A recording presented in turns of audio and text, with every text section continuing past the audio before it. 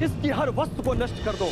अरे इतने दिनों तक ये गण के साथ रही, अविवाहित होने के पश्चात भी। ये तो पाप है, ये पतिता है, इसलिए इससे जुड़ी हर वस्तु को आज हम इस अग्नि में भस्म कर देंगे। जला दो।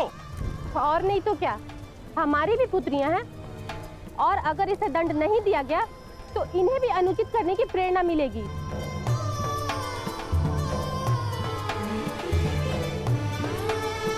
पिताश्री, आप कुछ कहते क्यों नहीं?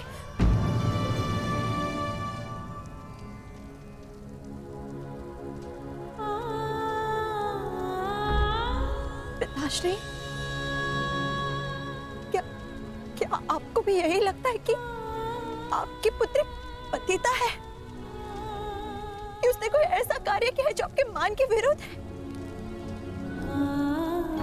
क्या आपको ऐसा लगता है पिताश्री कि आपकी पुत्री अपनी मर्यादा को पार कर सकती है?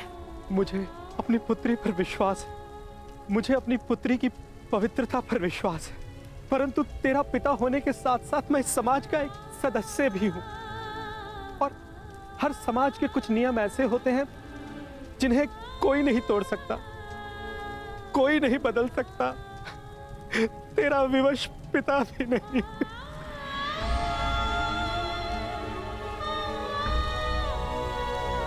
जला दो इसकी सारी वस्तुओं को और इसे इस भुगत ग्राम से बाहर निकाल दो। यहां पर इसके लिए कोई स्थान नहीं है।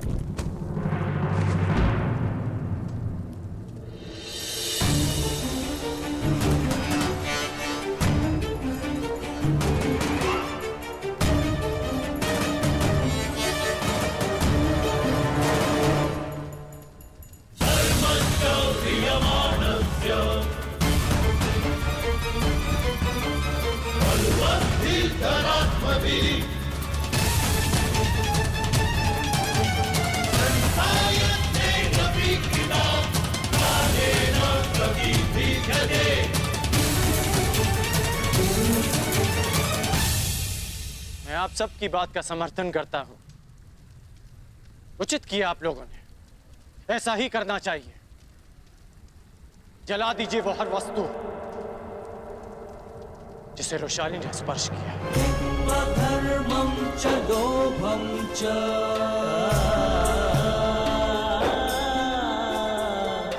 मोहं च भ्रमस्थितः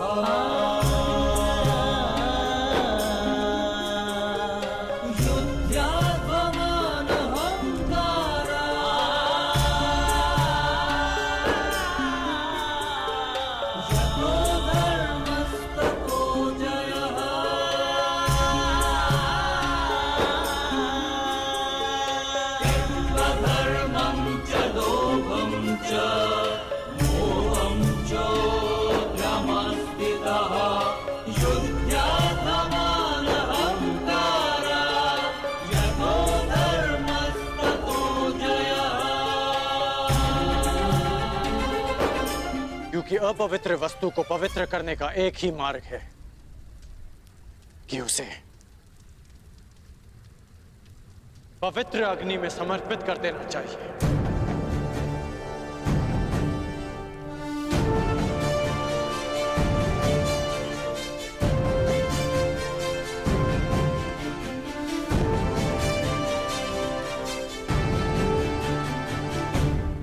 अगर आप सबको लगता है कि रोशाली भी अशुद्ध है तो इसे भी जला दो, परंतु इस नाते आप सबको भी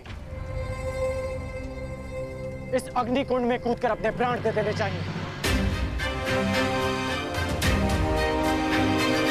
क्योंकि आप सबने भी रोशाली की वस्तुओं को स्पर्श किया। आप में और उन उच्च वर्ग के नागरिकों में कोई अंतर नहीं। वो आप पर अनीति करते हैं क्योंकि वो आपसे अधिक शक्तिशाली हैं, और आप रोशाली पर अन्याय करते हैं क्योंकि आपको लगता है कि वो आपसे दुर्बल है। हाँ, रोशाली अविवाहित है, परंतु विवाहित तो मैं भी नहीं, और हम दोनों साथ थे। फिर आपने केवल रोशाली का बहिष्कार क्यों किया, मेरा क्यों नहीं? इसलिए क्योंकि रोशाली एक स्त्री है और मैं एक पुरुष, या इसलिए कि मैं आपसे अधिक शक्तिशाली हूं।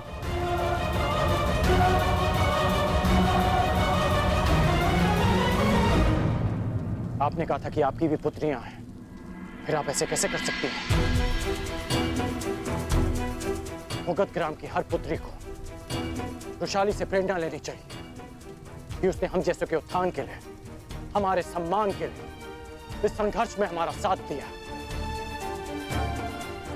रुशाली के कारण मुगध ग्राम का अपमान नहीं, सम्मान बढ़ा है। आज मेरे मन में खेद है कि हमारी दुर्दशा का कारण स्वयं हमारी अपनी सोच है। ठीक कहा आपने, ठीक कहा कि यह स्थान रुशाली के लिए नहीं, क्योंकि उसमें और आप में बहुत अंतर है। जब भी आपको देखता हूं तो मन धुतकारता है कि मैं किसके लिए संघर्ष कर रहा हूं, और जब भी रुशाली को देखता हूं तो अनुभव होता है कि हाँ, मुझे उसके लिए संघर्ष करना है।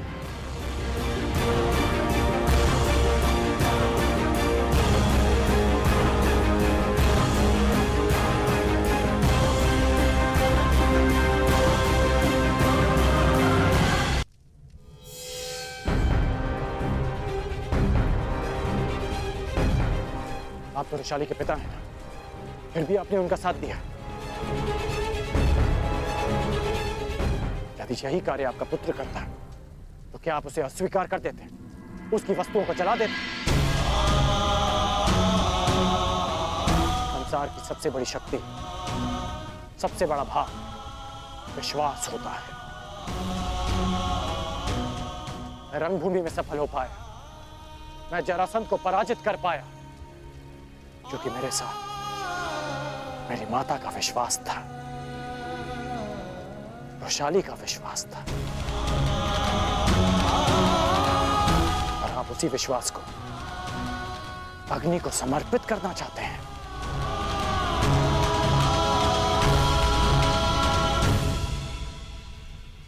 मुझे रुशाली पर विश्वास है, उसकी पवित्रता पर विश्वास है, उसकी महानता पर विश्वास है। कर्ण को स्त्री की शक्ति पर विश्वास है। रुशाली अब जहां नहीं रहेगी, रुशाली अब मुगध ग्राम में नहीं, अंग देश में रहेगी। वो अंग जो समानता में विश्वास करता है, वो अंग जो परिवर्तन का प्रयास करता है।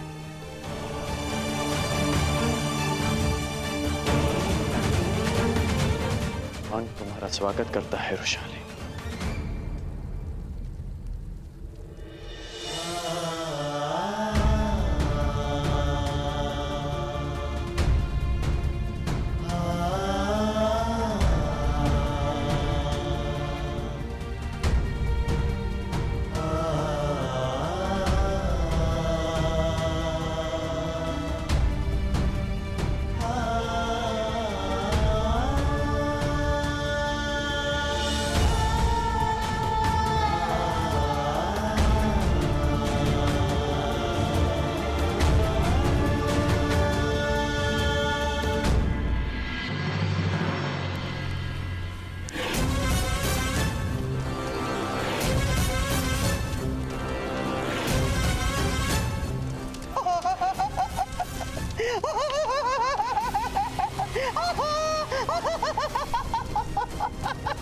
अद्भुत, अद्भुत, रोचन।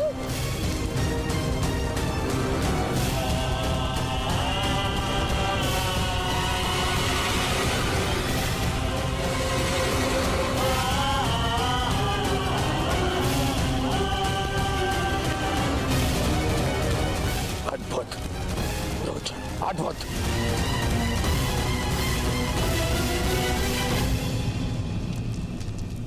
परंतु क्या ये लक्ष्य ग्रह भी इसी लघु स्वरूप की तरह कार्य करेगा? निसंदेह महाराज, सर्प जितना सुंदर हो उतना अधिक विषैला होता है। इस लक्ष्य ग्रह की सुंदरता इतनी होगी कि आपके शत्रु इसमें रहने का मोह नहीं त्याग पाएंगे। कुछ त्यागेंगे तो अपने प्राण, क्योंकि इस लक्ष्य ग्रह में लगी अग्नि का ताप असहनीय होगा। ज्वाला इतनी शीघ्रता से फैलेगी कि उन्हें बाहर निकलने का मार्ग नहीं सूझेगा। तो निर्माण प्रारंभ करो पुरोचन। जो आज्ञा राजकुमार।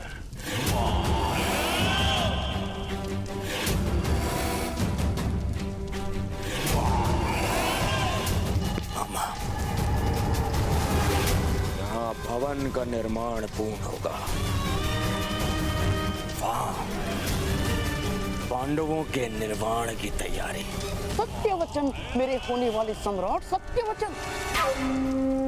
परंतु जब तक पुरोचन भवन बनाएगा तब तक क्या तुम स्वप्नों में ही व्यंजन पकाते और चखते रहोगे? मामा, आपका तात्पर्य क्या है? तात्पर्य तात्पर्य मार्ग में कांटे सबको मिलते हैं। एक मूर्ख यात्री केवल कांटों को झाड़कर आगे बढ़ जाता है,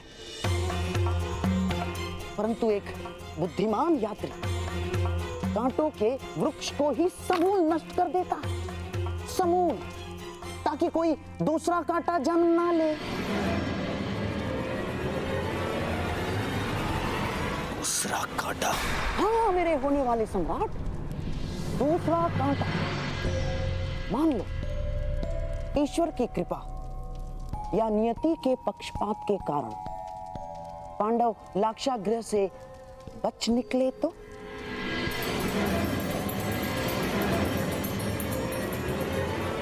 क्या करूं मामा श्री? विवाह। मामा, क्या कह रहे हैं आप? विवाह?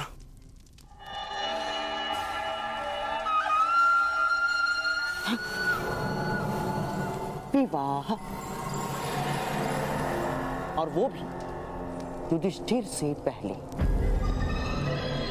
ताकि कुरुवंश की अगली पीढ़ी में ज्येष्ठ पुत्र तुम्हारा ही हो।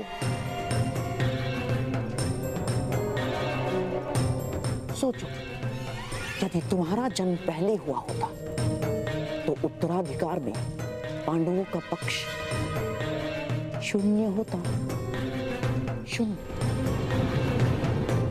पांडव नामक कांटे के वृक्ष से अगला शूल तुम्हें न चुभ जाए, इसलिए युधिष्ठिर से पहले तुम्हें विवाह करना ही होगा।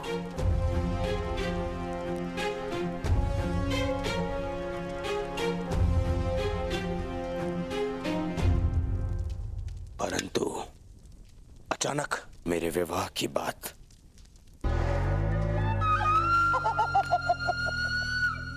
मामा श्री, राजनीति की चौसर पर अंतिम चाल क्या होगी, ये पहली चाल चलने से पूर्व ही सोच लेना चाहिए दुर्योधन।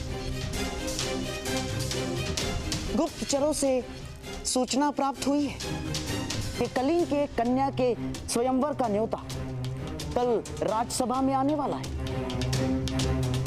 और कलिंगवासी युद्ध कौशल के लिए विख्यात है। सोचो, सोचो मेरे होने वाले सम्राट, सोचो। ऐसे कुल का जामाता कोई बनेगा तो उसकी शक्ति अपने आप ही बढ़ जाएगी, और युवराज होने के नाते युधिष्ठिर को स्वयंवर में जाने को कहा जाएगा। ऐसे में तुम्हें क्या करना है ये तुम भली भांति जानते हो मेरे होने वाले सम्राट।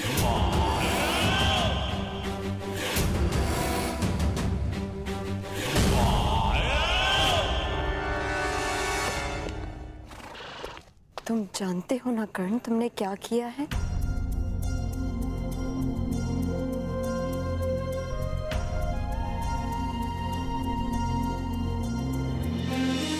अग्नि को साक्षी मानकर तुम मुझे मेरे घर से अपने घर ले जा रहे हो। जानते हो ना इसका अर्थ?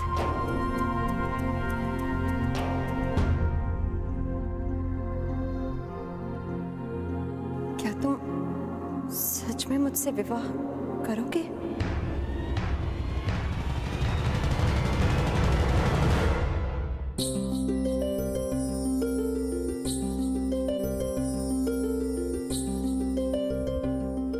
अपना हाथ आगे बढ़ा।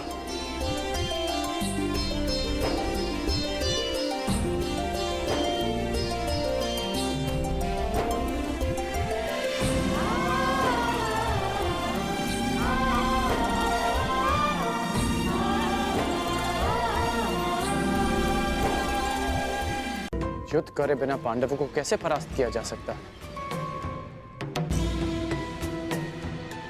ऐसा कौन सा मार्ग है? मार्ग है, उन्हें भान भी नहीं होगा और उनका अस्तित्व सदैव के लिए मिट जाएगा।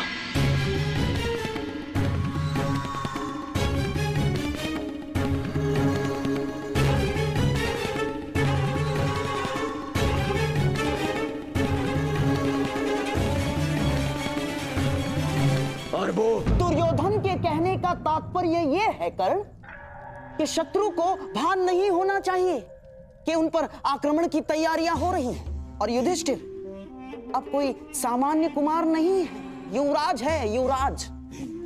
और उस पर आक्रमण करने से पूर्व भीषण तैयारियां करनी होंगी, और वो भी गुप्त रूप से, है ना मेरे होने वाले सम्राट?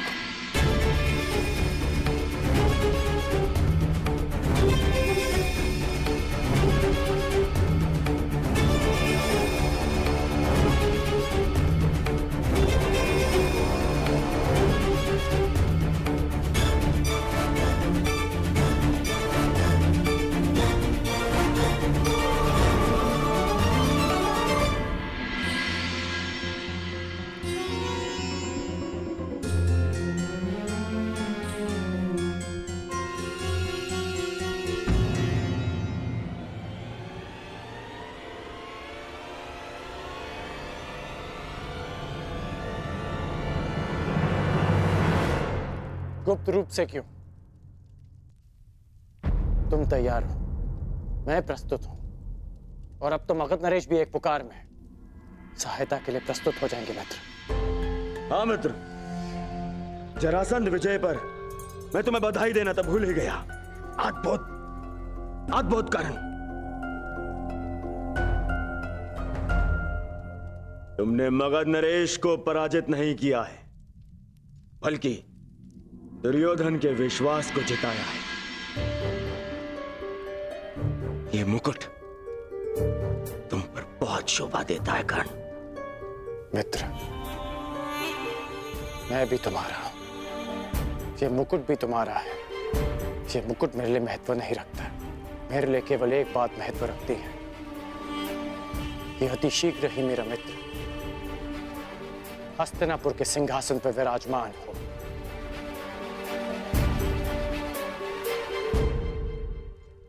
महाराज कुमार की जय हो। भूगत ग्राम में विकट समस्याएं आ गई हैं। वहां पर अंगराज की उपस्थिति तुरंत आवश्यक है। आज्ञा दीजिए मित्र, बहुत जल्द सेवा में प्रस्तुत होता हूं।